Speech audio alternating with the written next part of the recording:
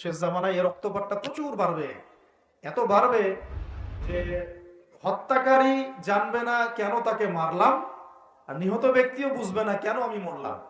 নবীজি বলেছেন ইউফ্রেটিস নদী মানে ফোরাত নদী। ইউফ্রেটিস কোন নদী? এই ফোরাত নদী অচিরেই তার ভূগর্ভস্থ সোনার পাহাড় বের করে দিবে।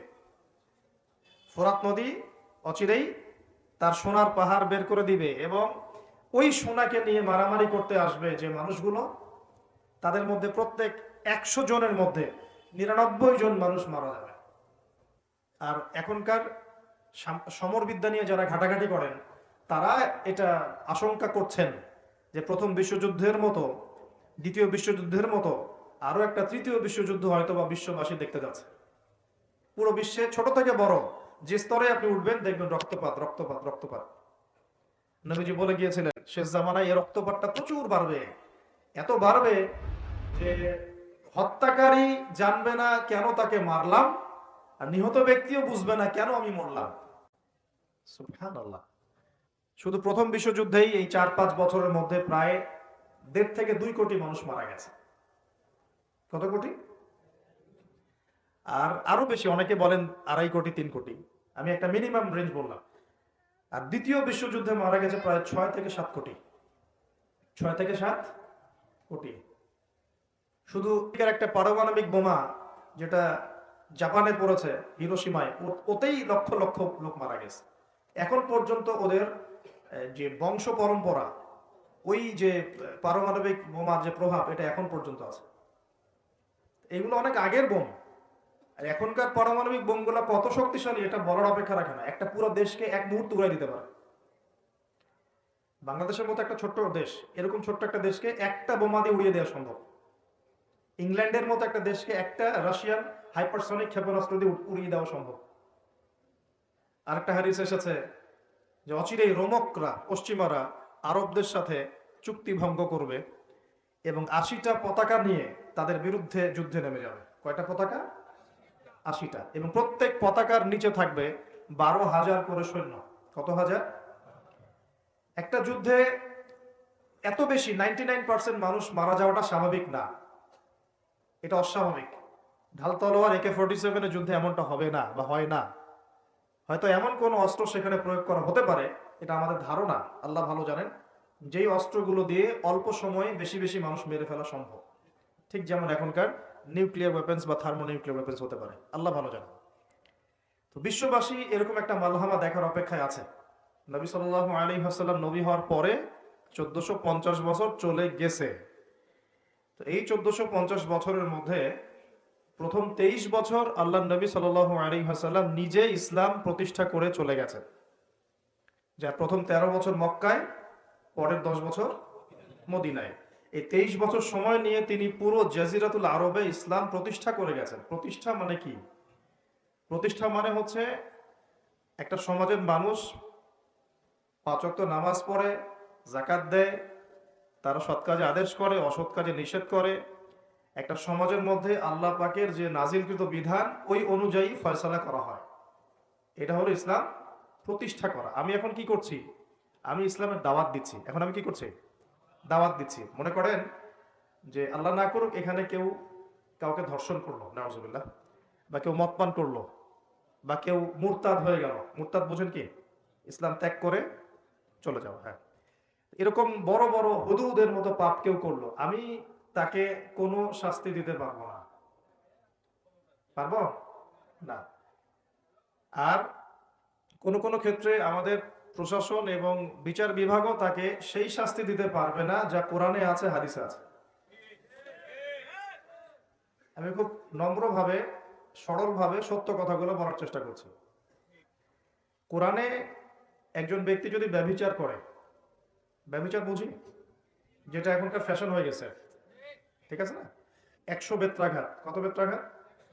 যদি অবিবাহিত হয়, যদি অবিবাহিত হয়। আর অবিবাহিতদের এই পরিসংখ্যান কত আল্লাহ ভালো জানে। আমরা দোয়া করি আল্লাহ পাকে সমস্ত পথভ্রষ্ট দিনী ভাই বোনকে আল্লাহর পথে ফিরে আসার তৌফিক দান করুন। সূরা নূরের উপর আমল করার তৌফিক দান করুন। আল্লাহ পাক আমাকেও যেন তৌফিক দেন, আপনাদের সবাইকে তৌফিক দেন। আর যদি সেই ব্যক্তি বিবাহিত হয়, বিবাহিত হলে পাথর নিক্ষেপ করে রজম, অর্ধেক কোমর পর্যন্ত মাটিতে পুঁতে ফেলা, তারপরে পাথর নিক্ষেপ করে রজম করা। আমি এটার ওয়াজ আপনাকে করতে পারবো, এখন দাওয়াত দিতে পারবো যে দেখুন জেনা থেকে দূরে থাকুন, বা আমরা সবাই জেনা থেকে দূরে থাকি। যদি বিবাহিত হয়ে এই কাজ কেউ করেন তাহলে এই শাস্তি হবে, যদি অবিবাহিত হয়ে কেউ করেন তাহলে এই শাস্তি হবে। কিন্তু আমি আপনাকে শাস্তি দিতে পারবো না, পারবো? এই ইখতিয়ার, এই ক্ষমতা, এই অথরিটি আমার কাছে নাই। এমনকি এই শাস্তি কোনো কোনো ক্ষেত্রে রাষ্ট্রীয়ভাবেও আপনাকে দেওয়া হবে না বা দিতে পারা যাচ্ছে না। চুরি করলে কি করতে হয়? কোরআন বলেছে হাত কেটে ফেলো। কে বলেছে? কোরআন কার বাণী? এটা কি আমাদের বানানো কোনো কিতাব? নাউজুবিল্লাহ। কোরআনের এক একটা বর্ণ নুক্তা যে আল্লাহর পক্ষ থেকে এসেছে, কোনো সন্দেহ আছে? এবং এর মধ্যে যে প্রত্যেকটা বিষয় সমাধান আছে, এতে কোনো সন্দেহ আছে? আল্লাহ পাক বলছেন যদি কেউ চুরি করে, চোর হোক ছেলে অথবা মেয়ে, তাহলে হাতটা কেটে ফেলে দিও, কবজি পর্যন্ত। কি পর্যন্ত? কবজি পর্যন্ত। কিন্তু আমি আপনাকে এটা দাওয়াত দিচ্ছি বা সতর্ক করতে পারি, আমি এটা আপনার উপর বাস্তবায়ন করতে পারবো না, বা কোনো কোনো ক্ষেত্রে আমরা রাষ্ট্রীয়ভাবে এটা বাস্তবায়ন করতে পারবো না। এটাই বাস্তবতা। শুধু আমাদের দেশ পারবে না তা নয়, অনেক কান্ট্রি পারবে না, পৃথিবীর প্রায় বেশিরভাগ দেশই পারবে না। যেখানেই এগুলো বাস্তবায়ন করার চেষ্টা করা হবে বা কেউ করবে, তাদেরকে পশ্চিমারা কালো তালিকাভুক্ত করে ফেলবে। আমি বুঝাতে চাচ্ছি যে আল্লাহ পাকের জমিনে তার দিন কায়েম করে দিয়ে গিয়েছিলেন নবী মুহাম্মদ সাল্লাল্লাহু আলাইহি ওয়াসাল্লাম। কত বছরে? 23 বছর। তখন কি চোরের হাত কাটা হতো? হতো না? তখন কি রজমের শাস্তি দেওয়া হতো? তখন কি কেউ মদ পান করলে বেত্রাঘাতের শাস্তি ছিল? আচ্ছা, তখন কি কেউ মুরতাদ হয়ে গেলে মৃত্যুদণ্ডের শাস্তি ছিল? তখন কেউ যদি ধর্ষণ করত তাকে কি কতলের শাস্তি ছিল?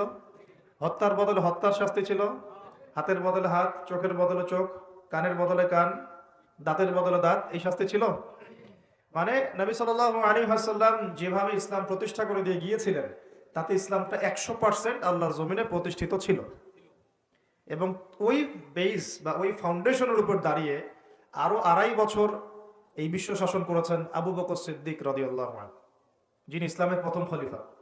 ইসলামের প্রথম খলিফা। খলিফা শব্দটা আমরা কি পরিচিত? খলিফা মানে কি? আচ্ছা, এখানে একটু বুঝেন। আল্লাহ রাব্বুল আলামিন কোরআনে 2 জায়গায় খলিফার কথা বলেছেন। কয় জায়গায়? ভাই আমি স্টাডি করেই বলছি। কয় জায়গায়? 2 জায়গায়। এক হচ্ছে সূরা বাকারায়, একটা কোথায়? প্রথম দিকে আছে। আরেকটা হচ্ছে সূরা সদে। কোন সূরায়? সদ। সূরা বাকারায় আল্লাহ পাক খলিফা বলেছেন আদম আলাইহিস সালামকে। কাকে? আর সূরা সদে আল্লাহ পাক খলিফা বলেছেন দাউদ আলাইহিস সালামকে। কাকে? আচ্ছা, এবার একটু খলিফা কি এটা বুঝি, তারপরে সামনে যাই। আল্লাহ পাক বলছেন বিসমিল্লাহির রহমানির রহিম, ওয়া ইয ক্বালা রাব্বুকা লিল মালায়েকা ইন্নী জাইলুন ফিল আরদি খলিফা। বলেছেন তো সবাই?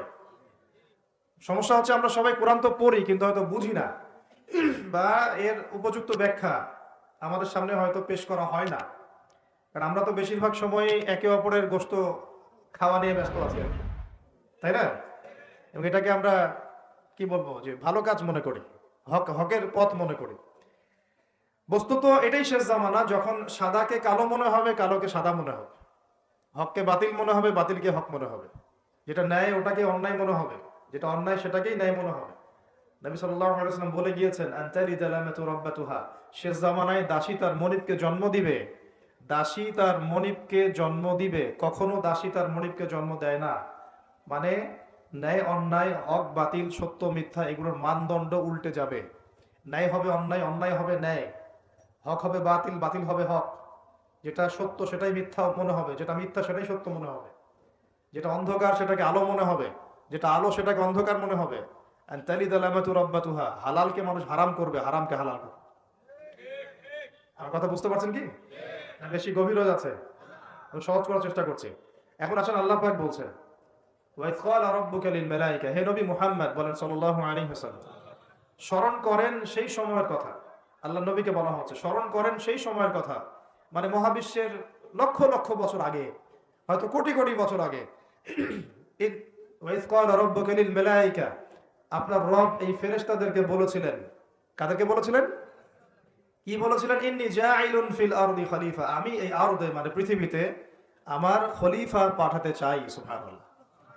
পৃথিবীতে কেউ ছিল না এর আগে, জিন জাতি ছিল। জিন জাতি, কোন জাতি? জিন জাতি বলে একটা জাতি আছে, বিশ্বাস করেন তো নাকি? আচ্ছা, এখন এই জিন জাতি যখন ফাসাদ সৃষ্টি করে আল্লাহ পাক ওদেরকে সরিয়ে দেন, দিয়ে আল্লাহ পাক নতুন করে কোন সৃষ্টি পাঠানোর ইরাদা করেন, তখন ফেরেশতাদেরকে বলেন যে আমি পৃথিবীতে আমার খলিফা পাঠাতে চাই। কি পাঠাতে চাই? শব্দটা আবার বলেন, খলিফা। আচ্ছা, এবার আসেন তো। ফেরেশতারা বলেন আতাজআলু ফিহা, আপনি কি এমন কাউকে সেখানে পাঠাতে চাচ্ছেন মাইয়ুফসিদু ফিহা, যে পৃথিবীতে গিয়ে ফাসাদ সৃষ্টি করবে, দাঙ্গা হাঙ্গামা ফাসাদ সৃষ্টি করবে, ওয়াসফিকু দিমা, এবং একে অপরের রক্ত ঝরাবে, রক্তপাত ঘটাবে। ওয়া নাহনু নুসাব্বিহু বিহামদিকা ওয়া নুকদ্দিসু লাক, অথচ আমরাই তো আপনার প্রশংসা করি, তাসবিহ পাঠ করি, কি প্রয়োজন?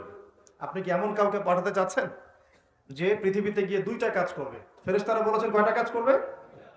এক, বলেন, ফিতনা ফাসাদ সৃষ্টি করবে। দুই, একে অপরের রক্তপাত ঘটাবে। পুরো বিশ্বের দিকে তাকায় দেখবেন এবার, এই মানব জাতি এই দুইটা কাজ করতেছে, হয় ফিতনা ফাসাদ সৃষ্টি করতেছে অথবা রক্তপাত ঘটাচ্ছে।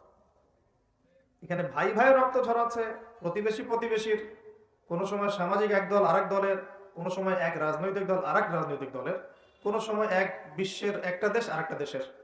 পুরো বিশ্বে ছোট থেকে বড় যে স্তরে আপনি উঠবেন দেখবেন রক্তপাত রক্তপাত রক্তপাত।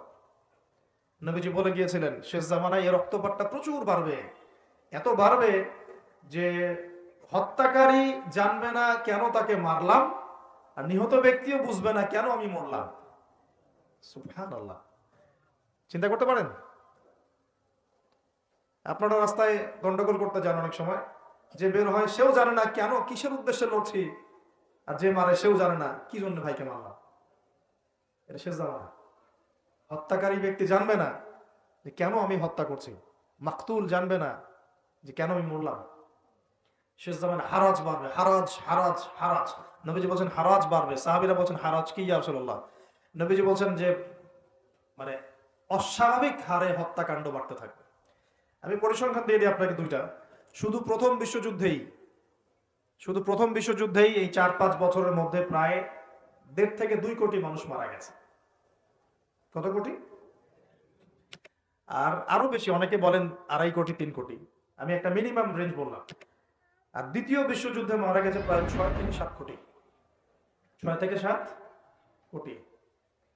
শুধু একটা পারমাণবিক বোমা যেটা জাপানে পড়েছে হিরোশিমায়, ওতেই লক্ষ লক্ষ লোক মারা গেছে।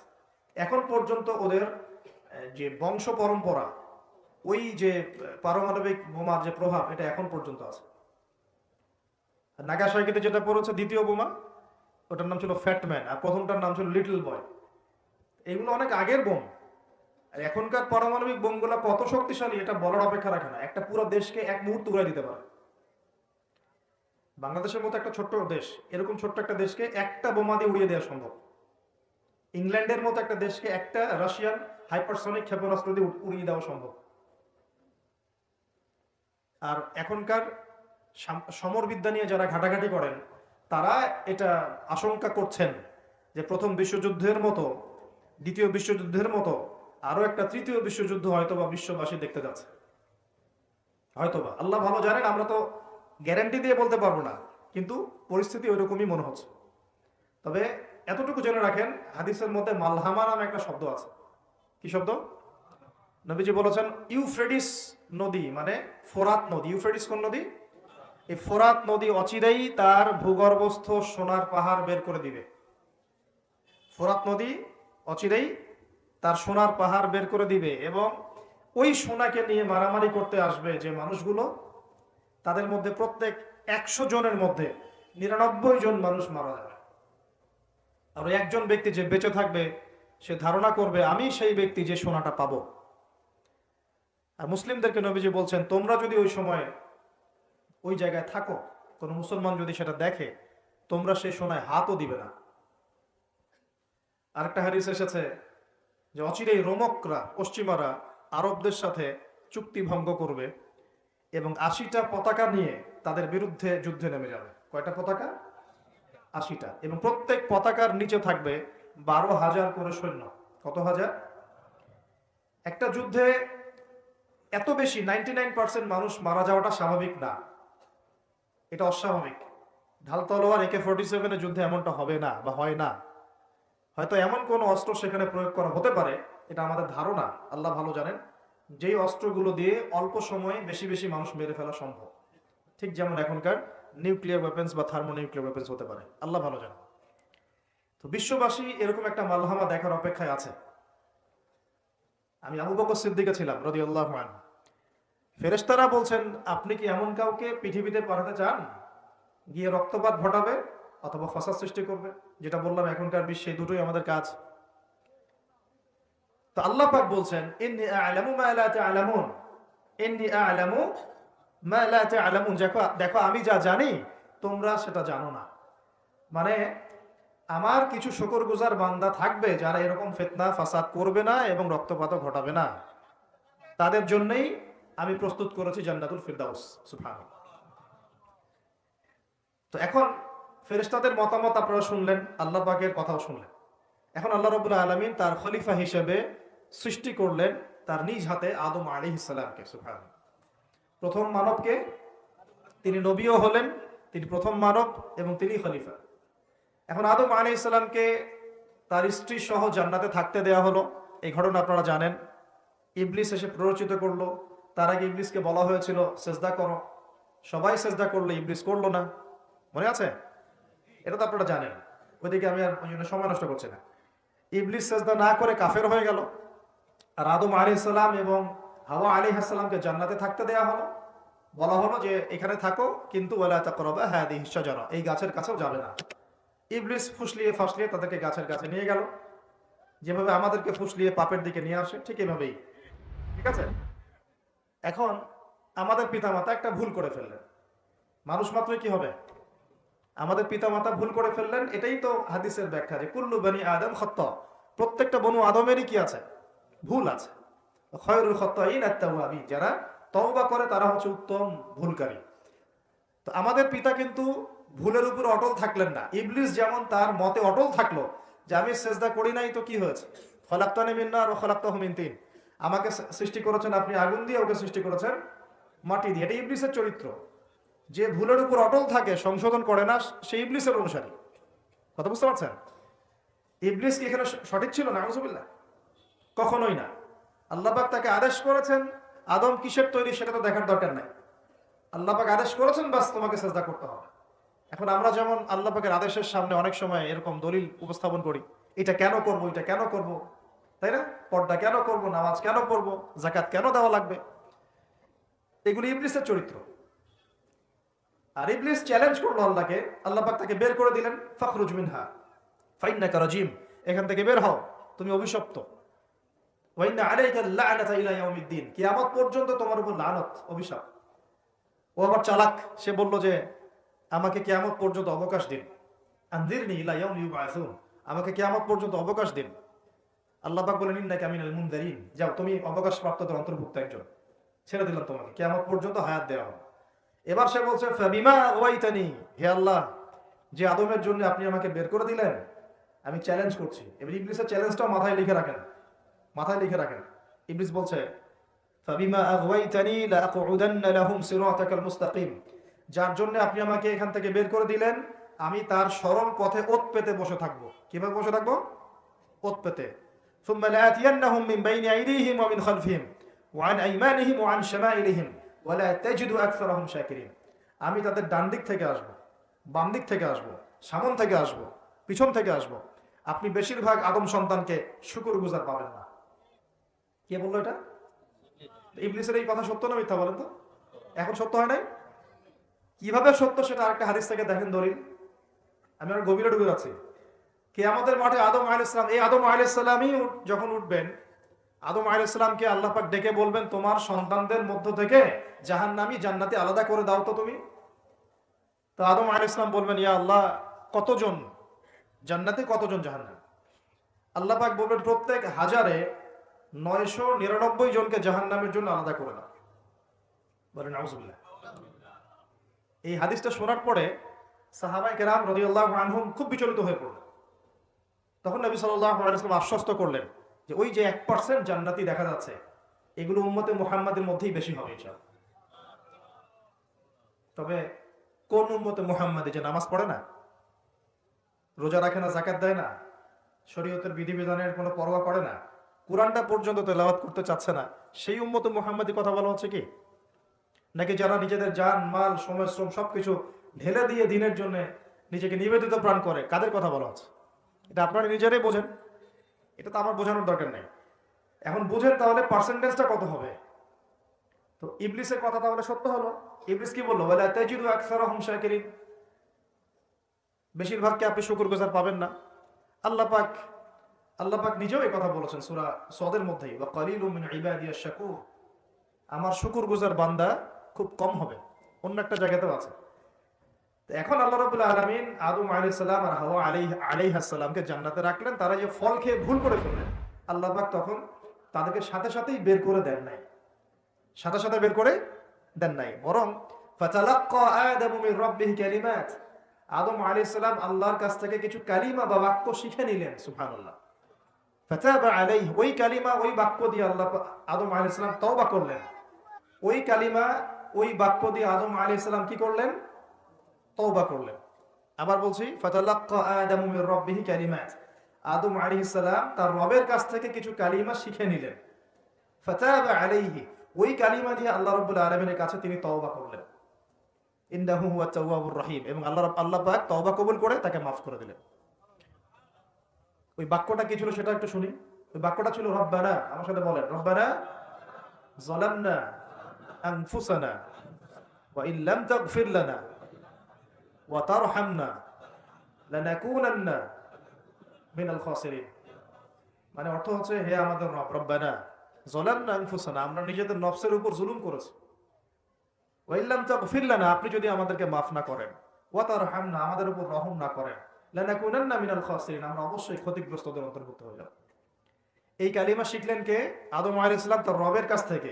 এই কালিমা, এই দোয়া দিয়ে তিনি তওবা করলেন, আল্লাহ রাব্বুল আলামিন তাকে মাফ করে দিলেন। তবে তিনি বলে দিলেন আর জান্নাতে থাকা হচ্ছে না। কুল নাহবিতু মিনহা জামিআ, আল্লাহ বলেন তোমরা এখন সবাই পৃথিবীতে নেমে যাও।